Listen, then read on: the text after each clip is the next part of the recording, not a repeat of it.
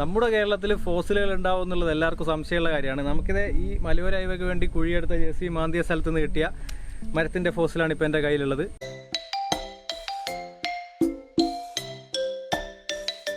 Hi, നമ്മൾ കുറേ ദിവസമായിട്ട് നമ്മൾ വിചാരിക്കും നമുക്കൊരു ലോങ് വീഡിയോ ഒക്കെ ചെയ്യണം എന്നുള്ളത്.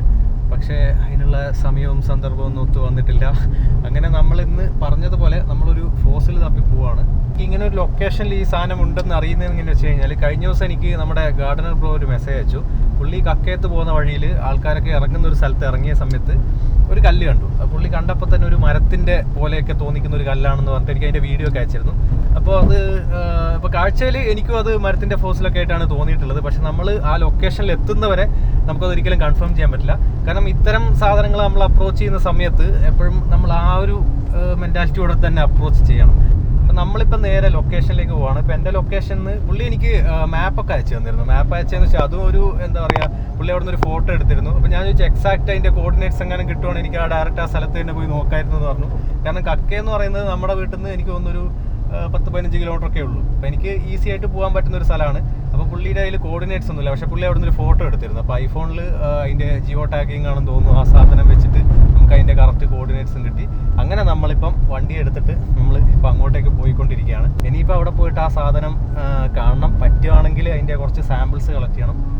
ഇനി പറ്റുവാണെങ്കിൽ മൊത്തം കല്ലുമായിട്ട് തന്നെ പോരണം. അപ്പം ഞാൻ മാത്രമല്ല, എൻ്റെ കൂടെ വൈഫുണ്ട്. പിന്നെ നമ്മൾ വേറൊരാളും കൂടെ നമ്മുടെ വണ്ടിയിൽ ഇപ്പം നമുക്ക് ജോയിൻ ചെയ്യും. പന്തിരിക്കരയിൽ നിന്ന് കയറുമെന്ന് പറഞ്ഞിട്ടുണ്ട്. നമ്മൾ ഏകദേശം അവിടെ എത്താനായി.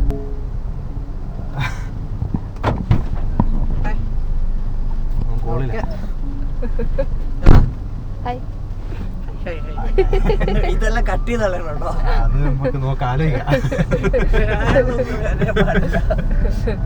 പനിയൊക്കെ ഉണ്ട്.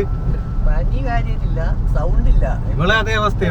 ഇന്നലെ ഇവക്കും അമ്മക്കും അമ്മക്ക് ഇന്നേക്ക് സൗണ്ട് മൊത്തം പോയി. നമ്മളിപ്പം പോകുന്ന ഈ റൂട്ട് എനിക്ക് ഏത് നേരത്ത് വേണമെങ്കിലും കണ്ണും പൂട്ടി പോകാൻ പറ്റുന്ന ഒരു റൂട്ടാണ്. കാരണം ഞാൻ അത്രയും തവണ ഇതുവഴി ട്രാവൽ ചെയ്തിട്ടുണ്ട്.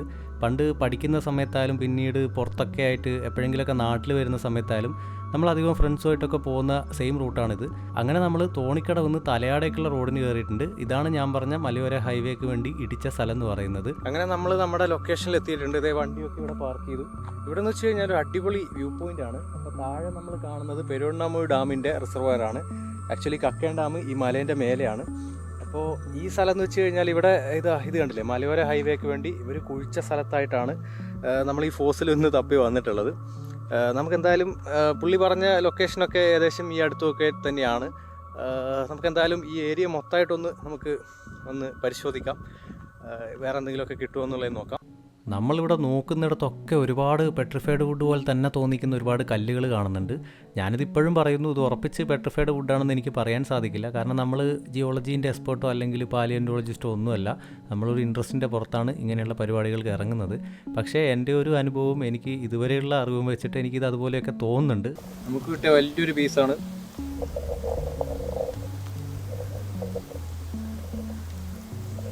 നല്ല വെയിറ്റ് ഉണ്ട്. ഇത് ആക്ച്വലി ഫോസിലൈസ്ഡ് ആയിട്ടില്ല, പക്ഷേ മണ്ണിനകത്ത് ട്രാപ്പായി പോയ വുഡാണ്. കുറേ വർഷങ്ങളായിട്ട് മണ്ണിനകത്ത് തന്നെയാണ്. മിനറലൈസ്ഡ് ആയിക്കൊണ്ടിരിക്കുന്ന ഒരു വുഡിൻ്റെ പീസാണ് ഇതൊക്കെ. ഇത് നമ്മൾ കളക്ഷനിലേക്ക് ആഡ് ചെയ്യാൻ പോവുകയാണ്. എല്ലാവരും കാക്കപ്പൊന്ന് എന്താണെന്ന് ചോദിക്കാറുണ്ട്. കാക്കപ്പൊന്ന് എന്ന് വെച്ച് കഴിഞ്ഞാൽ ആക്ച്വലി ബയോടൈറ്റ് എന്ന് പറയുന്ന മിനറലാണ്. ഇതേ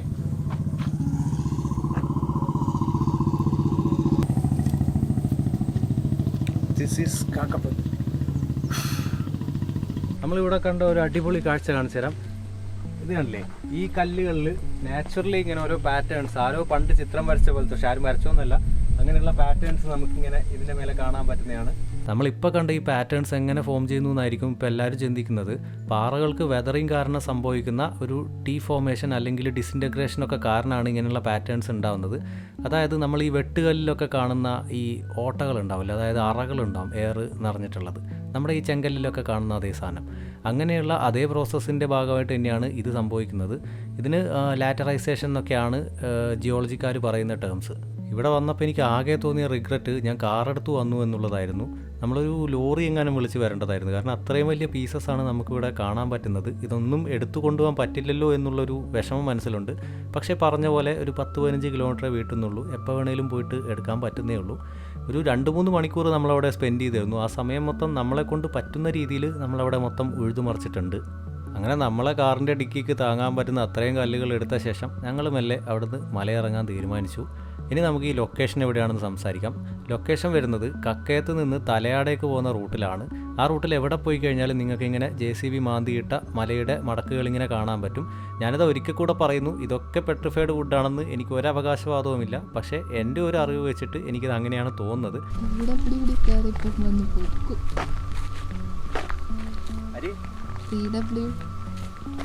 അത് കുഴപ്പമില്ല. നമ്മളെ മിനിസ്റ്റർ റിയാസിക്ക ഇതിനൊന്നും പറയില്ല, അതെൻ്റെ ഒരു വിശ്വാസം.